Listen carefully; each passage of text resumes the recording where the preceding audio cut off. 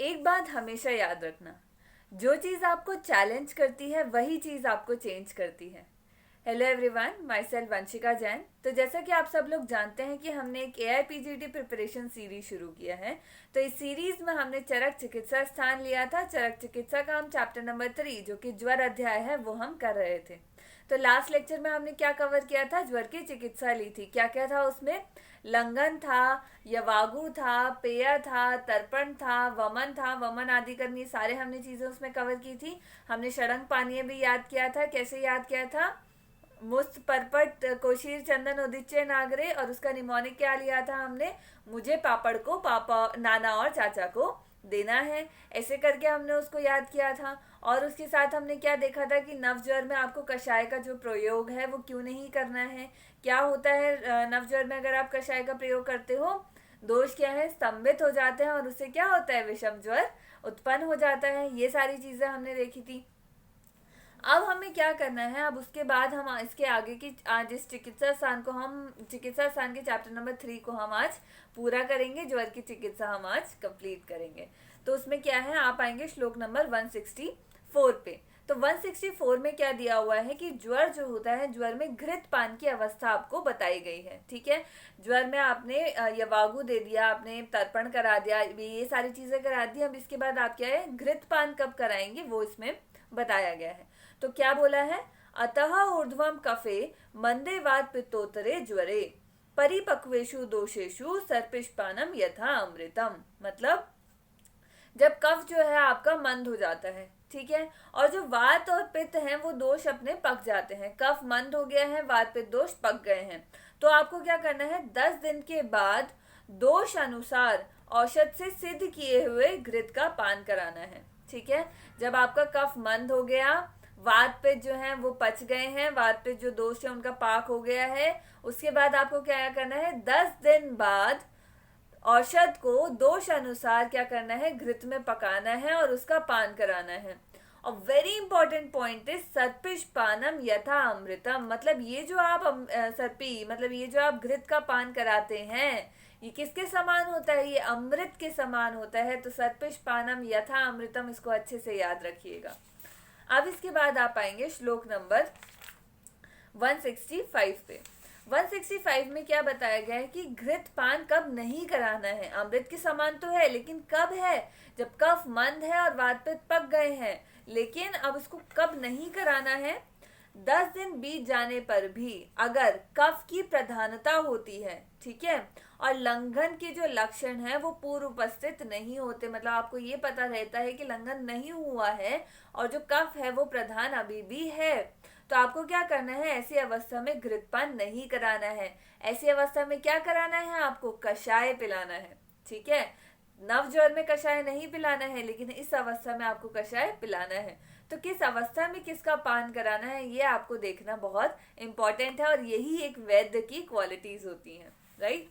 अब इसके बाद आप पाएंगे श्लोक नंबर 168 पे। 168 में क्या दिया हुआ है कि ज्वर में विरेचन की अवस्था बताई गई है कि ज्वर में आपको विरेचन कब कराना है। विरेचन कब कराना है? 168 में क्या दिया हुआ है? अक्षीण बल मासाने, मतलब जब आपका बल, मास और अग्नि, बल अक्षीण बल मासाग्ने, मतलब जब बल, मास और अग्नि जो है वो क्षीण नहीं होगा, रोगी का बल उत्तम होगा, उसकी अग्नि उत्तम होगी, उसका मास जो है उत्तम होगा, तभी आप उसको विरेचन कराएंगे। क्यों? आपको बहुत कॉमनली ये चीज पता है कि अगर आपने उसको, जब उसका बल और मास क्षीण है तब आपने विरेचन करा दिया तो क्या क्या कॉम्प्लिकेशंस आ सकते हैं, आप उससे बहुत ज्यादा रूबरू हैं। अब इसके बाद हम आएंगे श्लोक नंबर 169 पे। तो उसमें क्या बताया गया है कि जो क्षीण व्यक्ति है, चलो बल वाले व्यक्ति में तो हमने विरेचन करा दिया, अब जो क्षीण व्यक्ति है हम उसमें क्या कराएंगे? तो उसमें बस्ती कराएंगे या दुग्ध पान कराएंगे। ठीक है, बस्ती कराएंगे या दुग्ध पान कराएंगे। तो क्या लिखा है इसमें? कामम तु पयसा तस्य निरुहेवा हरेन मलान, मतलब ज्वर से जो क्षीण मनुष्य है, अब क्षीण मनुष्य है, वमन और विरेचन आप उसमें नहीं करा सकते, तो क्या करना है? अब रोगी का मल भी हमको निकालना है, तो मल निकालने के लिए आप क्या करेंगे? उसको दूध पिलाकर उसको निरुबस्ती दे देंगे। दूध पिलाकर निरुबस्ती दे देंगे, ये आपको याद रखना है, दूध पिलाकर निरुबस्ती दे देनी है। अब उसके बाद आते हैं श्लोक नंबर 171 पे आप आएंगे तो उसमें क्या बताया गया है कि संसरण मतलब विरेचन का प्रयोग कब करना है।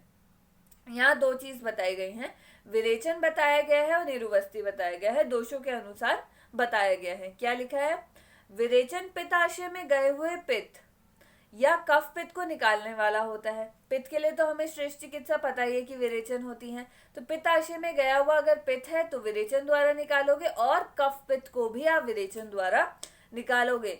और अगर पक्वाशय में होने पर वात पित्त और कफ तीनों दोष हैं तो आप उसको किससे निकालोगे, निरुबस्ती से।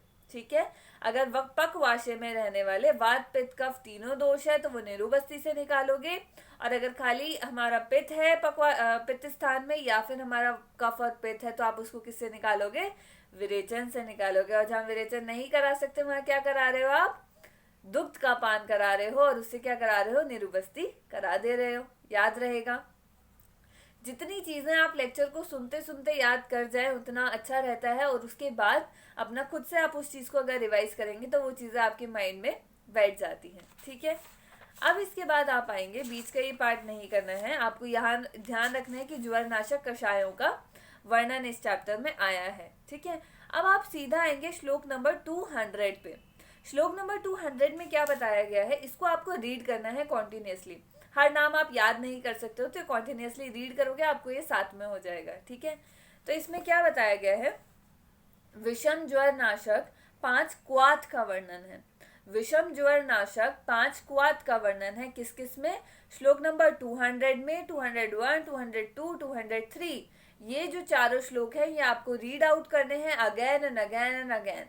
ठीक है, अब इनको रीड आउट करने के बाद आप इनका जो स्टार्टिंग पॉइंट है वो कैसे याद रखेंगे वो भी हम देखेंगे।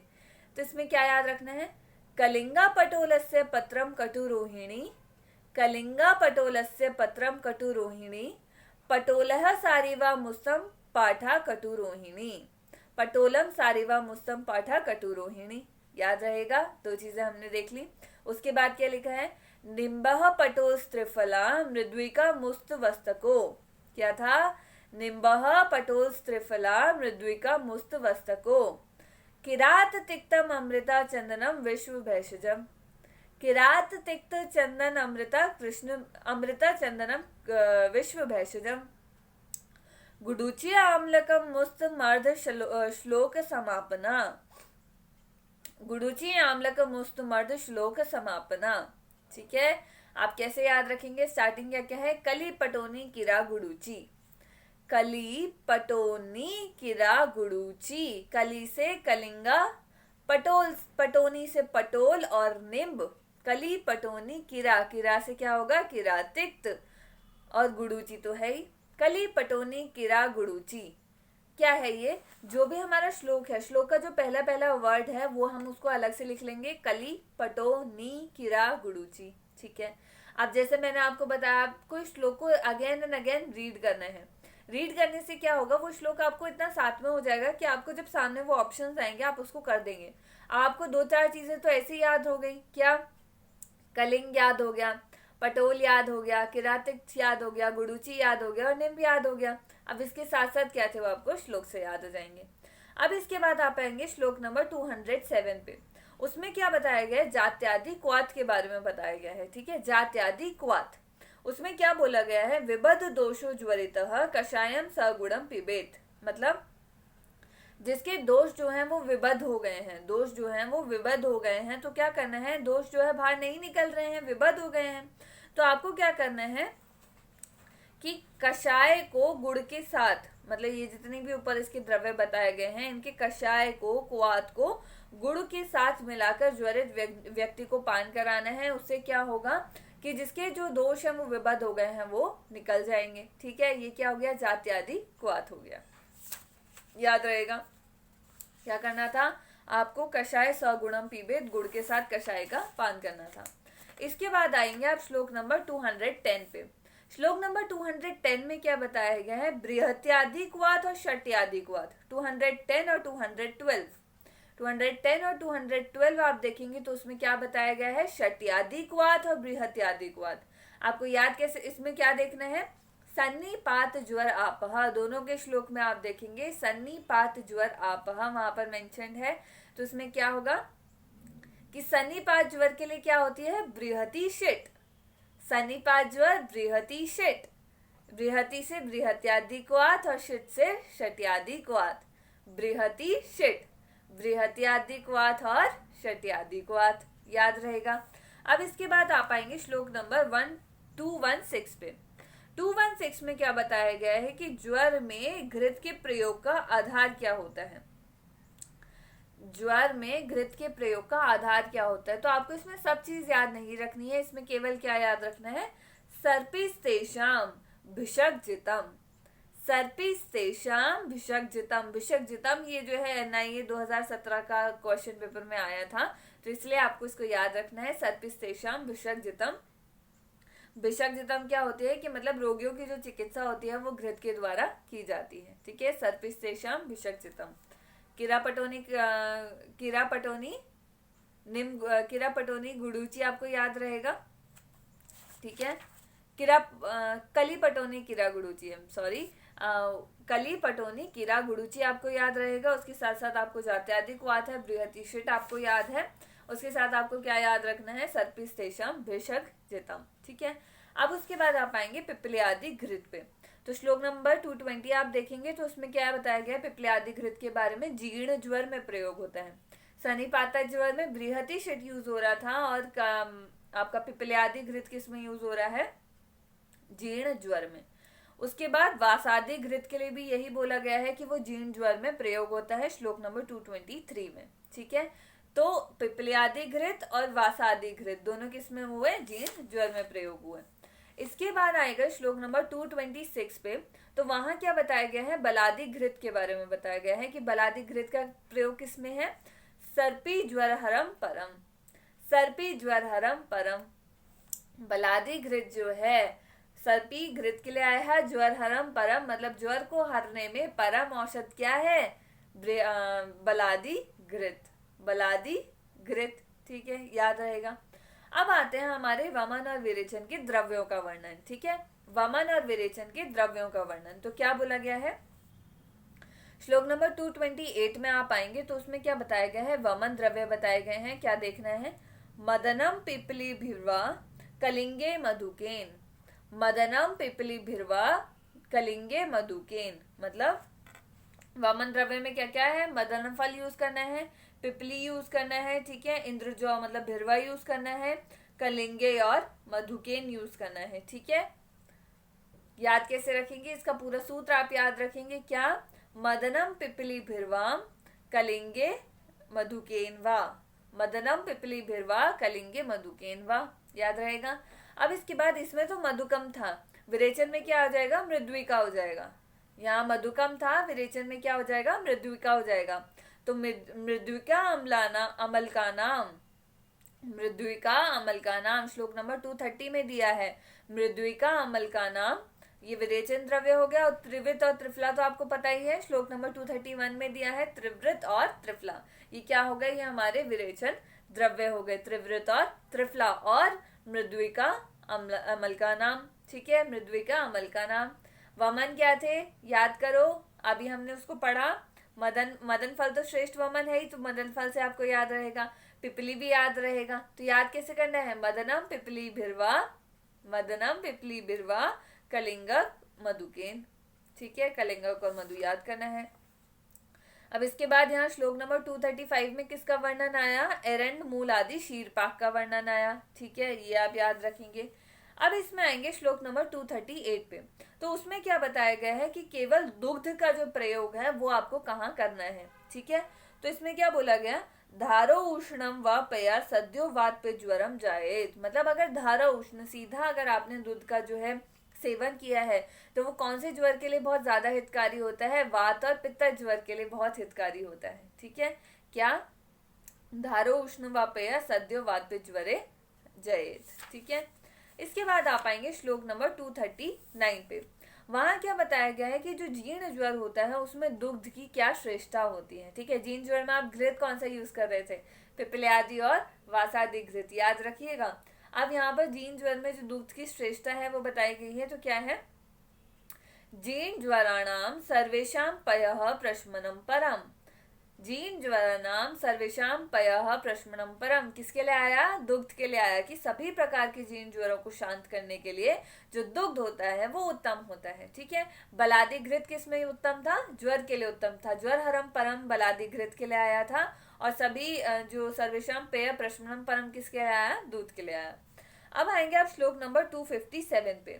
257 में क्या दिया हुआ है कि ज्वर के दाह में आपको क्या करना है। जब ज्वर होता है, ज्वर में बहुत ज्यादा दाह बढ़ जाती है, जलन होती है, तब आपको क्या क्या कर्म करने हैं वो यहाँ बताया गया है। सहस्त्र धौतम सर्पिवा तैलम व चंदनादिकम।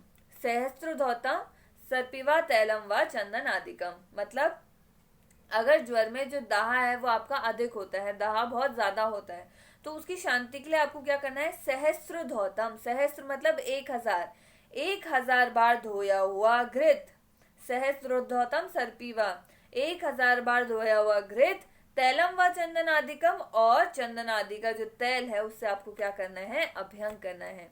याद रखेंगे, अगर जो ज्वर है उसमें दाह हो रहा है, दाह में चंदन तो आप यूज कर ही रहे हैं, ठीक है, लेकिन क्या करना है कि 1000 बार धोया हुआ घृत, देखो घृत और चंदन ये क्या करते हैं आपके? ये दाह शामक हैं, ठीक है, तो आपको 1000 बार धोया हुआ घृत याद रखना है, और चंदन का क्या याद रखना है? तैल याद रखना है, क्योंकि अभ्यंग करना है तो कुछ तो तैल चाहिए होगा, उससे आप उसका अभ्यंग करेंगे, याद रहेगा।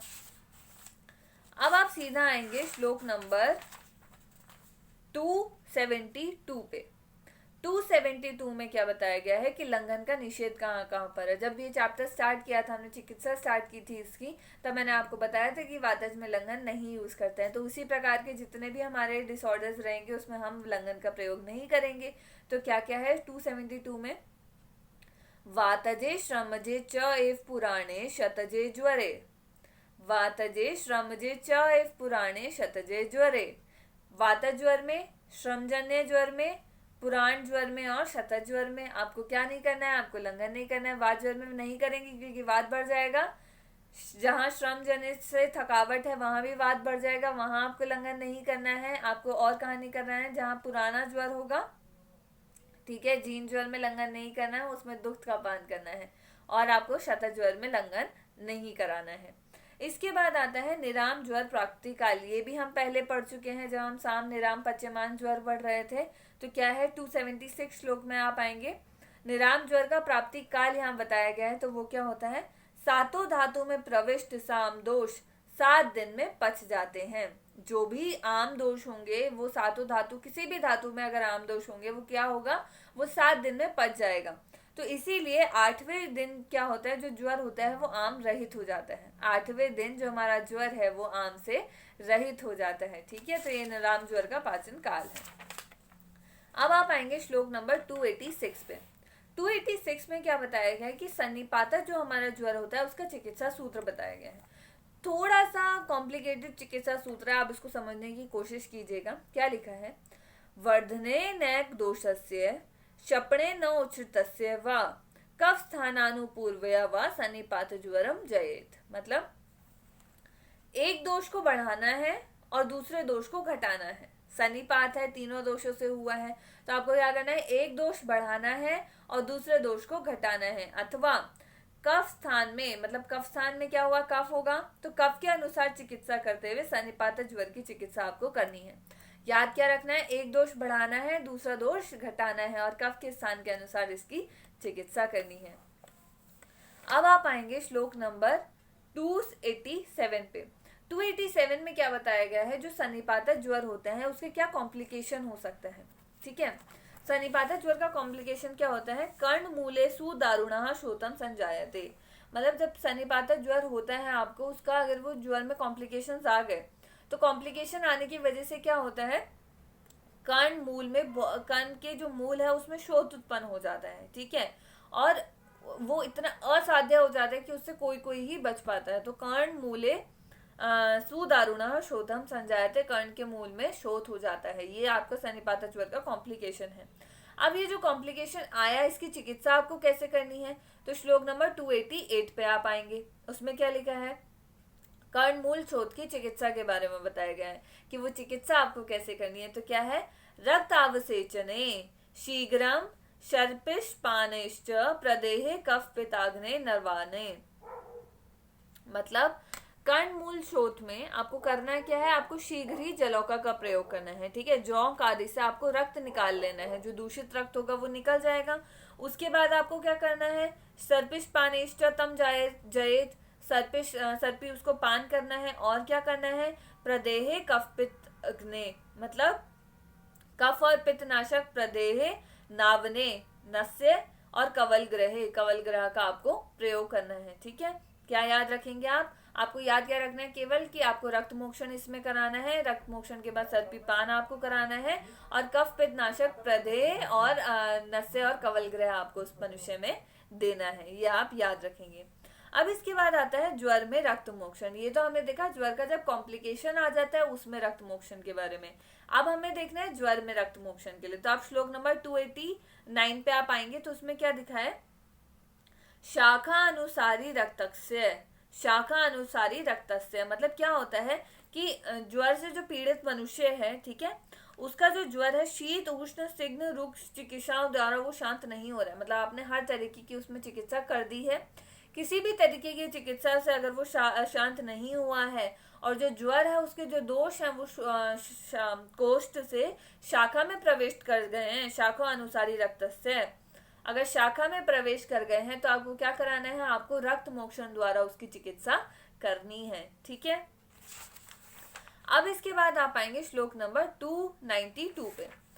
सन्निपातक ज्वर का चिकित्सा सूत्र आपको याद हो गया कि एक को कम करना है, दूसरे को बढ़ाना है, कफ के अनुसार चिकित्सा करनी है। अब क्या है, अब विषम ज्वर का चिकित्सा सूत्र हम देख रहे हैं, इंपॉर्टेंट है, याद रखिएगा क्या है, कर्म साधारणम जहात्य तृतीय चतुर्थको आगंतुर अनुबंधो ही प्रायशो विषम ज्वरे। मतलब आपको क्या करना है, तृतीयक और चतुर्थक ज्वर जो है उसको क्या करता है, साधारण कर्म से ही नष्ट किया जा सकता है। तो कर्म साधारण तृतीयक और चतुर्थक ज्वर के लिए आपको याद रखना है। और विषम ज्वर में क्या होता है कि आगंतुक ज्वर का जो है अनुबंध रहता है। ठीक है, तो आपको याद क्या रखना है कि विषम ज्वर में आगंतुक ज्वर का अनुबंध रहता है, और कफ पित्त ज्वर, तृतीयक और चतुर्थक ज्वर में आपको क्या कराना है, साधारण चिकित्सा करानी है।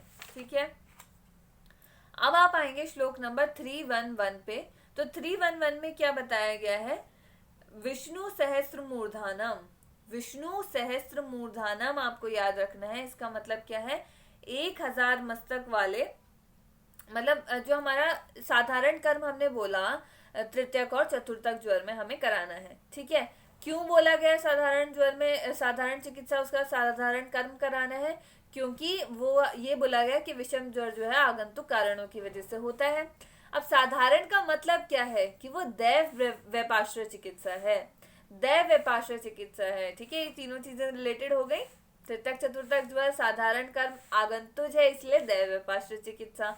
ठीक है, और साधारण का मतलब ही दैव व्यपाश्रय चिकित्सा है। तो उसी से रिलेटेड श्लोक नंबर 311 में क्या दिया है, विष्णु सहस्त्र मूर्धानम मतलब 1000 मस्तक वाले। ठीक है, व्यापक भगवान विष्णु का सहस्त्र नाम से स्तुति करने से अर्थात विष्णु सहस्त्र नाम का पाठ करने से सभी प्रकार के जड़ छूट जाते हैं। तो आपको याद क्या करना है, विष्णु सहस्त्र मूर्धानम मतलब विष्णु सहस्त्र नाम का पाठ करने से क्या होता है, सभी प्रकार के ज्वर जो है वो छूट जाते हैं। ठीक है, इसके बाद आप आएंगे श्लोक नंबर 315 पे, 315 पे। 315 में क्या दिया हुआ है कि जो सप्त धातुगत ज्वर है हमारा उसकी चिकित्सा बताई गई। 315 में सब धातुगत ज्वर की चिकित्सा बताई गई है।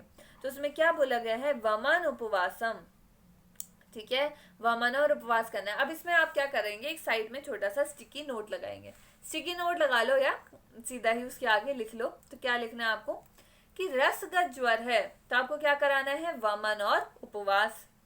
रसगत ज्वर है तो वमन और उपवास कराना है।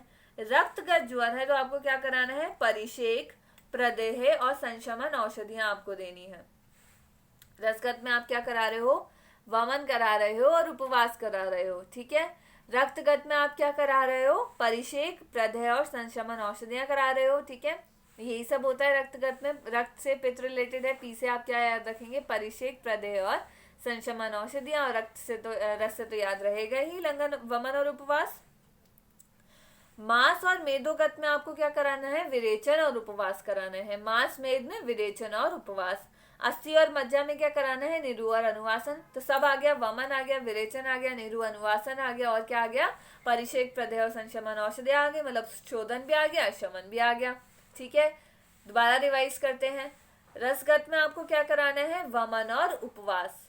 ठीक है, रक्तगत में सारे पीपी वाले परिषेक प्रदेह और संशमन आपको कराना है।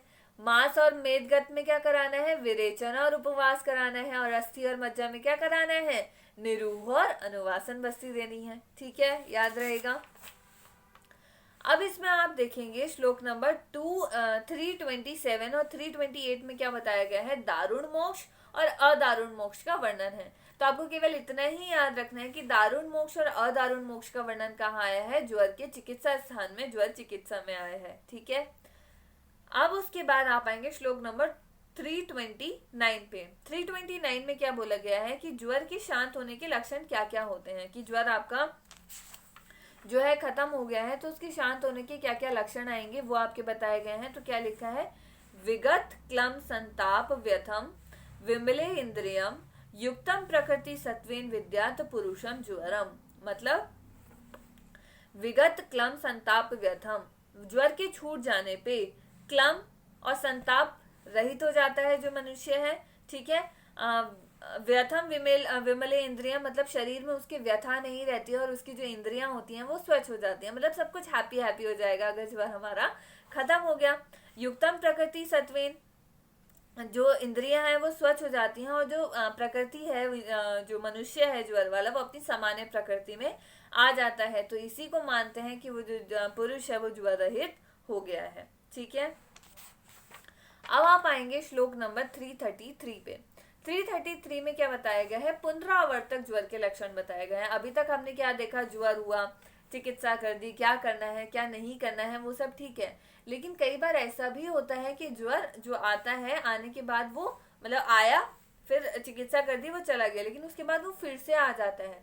तो क्यों आएगा, क्योंकि आप उन कारणों का सेवन करोगे जिनसे वो ज्वर दोबारा आ सकता है। तो श्लोक नंबर 333 में क्या लिखा है, असंजात बलो यस्तु ज्वर मुक्तो निषेवते।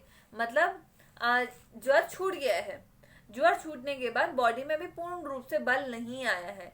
ठीक है, बल नहीं आया है, दुर्बल ही है, और उसके ऊपर वो क्या करता है, जो चीज उसको सेवन करने के लिए मना की गई है वो पुरुष उसको फिर से सेवन कर लेता है। अब ऐसे में अगर दोबारा वो सेवन कर लेगा तो क्या होगा, उसको ज्वर दोबारा आ जाएगा।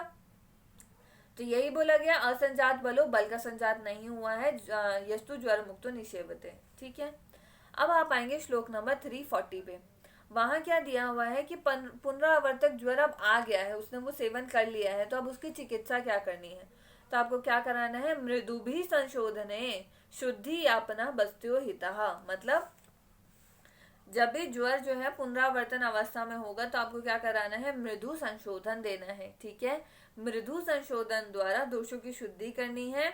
शुद्धि यापना बस्त्यो हिता, यापन बस्ती इसके लिए क्या है, हितकारी है। यापन बस्ती हितकारी है, यापन बस्ती आप याद रखेंगे और मृदु संशोधन आप याद रखेंगे, किसमें था, पुनरावर्तक ज्वर में था। अब श्लोक नंबर 343 में क्या दिया गया है कि पुनरावर्तक जो ज्वर है उसके नाशन के लिए किरात तिक्तादि क्वाथ का वर्णन यहाँ बताया गया है। ठीक है, तो किरात तिक्तम तिक्ता मुस्तम परपटको अमृता, मतलब पुनरावर्तक जो ज्वर है उसमें किरात तिक्तादि जो हम क्वाथ की बात कर रहे हैं तो वो कौन कौन से होंगे, किरात तिक्तम तिक्ता मुस्तम परपटको अमृता। किरात तिक्तम आपको यूज करना है, मुस्तक यूज करना है, और परपट यूज करना है, और अमृता यूज करना है। ये जो चिरायता, कुटुकी, मोथा, पित्त, पापड़ा और गुरुच, ठीक है, ये इनके हिंदी टर्म्स हो गए। और किरात तिक्तम तिक्ता मुस्तम परपटको अमृता, ये 5 चीजें हो गई। इन द्रव्यों का क्वाथ जो है वो अगर आप रेगुलरली उसका सेवन करते हो तो आपको क्या होगा, आपका जो ज्वर है वो शांत हो जाएगा। तो क्या याद रखना है, किरात तिक्तम तिक्ता मुस्तम परपटको अमृता, किरात तिक्तम तिक्ता मुस्तम परपटको अमृता, किरात तिक्तम तिक्ता मुस्तको परपटम अमृता, याद रहेगा। अब एक बहुत इंपॉर्टेंट टर्म यहाँ पर है कि श्लोक नंबर 345 में आप देखेंगे तो ज्वर की चिकित्सा में विशेष सावधानी का कारण बताया गया है कि ज्वर की चिकित्सा में इतनी सावधानी क्यों रखनी है। जब हमने इसका लेक्चर स्टार्ट किया था मैंने तब भी आपको बताया था कि ज्वर हमारा यूजी और पीजी लेवल दोनों पे बहुत इंपॉर्टेंट रहता है। क्यों? क्योंकि ज्वर को बोला गया है रोग राट सर्वभूतानाम कृत दारुणो ज्वर, मतलब रोग राट उसको बोला गया है, मतलब सभी रोगों के समूह में उसको राजा बोला गया है। तो उसकी चिकित्सा तो अच्छे से करनी ही पड़ेगी। सभी प्राणियों का अंत मतलब नाश करने वाला विशेष रूप से क्या है? ज्वर ही है। दारुणो ज्वर, विशेष रूप से सभी मनुष्यों को नाश करने वाला क्या है? ज्वर है। तो अगर वो इतना पावरफुल हमारा ज्वर है तो उसकी चिकित्सा तो हमें अच्छे से करनी पड़ेगी। तो इसी सब के साथ हमारा ज्वर जो है चिकित्सा स्थान का चैप्टर नंबर 3 ज्वर अध्याय पूरा होता है। थोड़ा लेंथी चैप्टर है लेकिन बहुत इंपॉर्टेंट चैप्टर है और चीज़ें बहुत आसान है। बस आपको क्या करना है, कॉन्टिन्यूस रिवाइज करना है। रिवीजन के लिए 2 तरीके होते हैं, या तो आप लेक्चर को रिपीटेडली सुनेंगे या फिर आप बुक से कॉन्टिन्यूसली उसको पेज पलट के रिवाइज करेंगे। ठीक है, जैसा तरीका आपको ठीक लगे आप उसको रिवाइज कीजिए। अच्छे से पढ़ाई कीजिए, अच्छे से लेक्चर्स लीजिए। All the very best.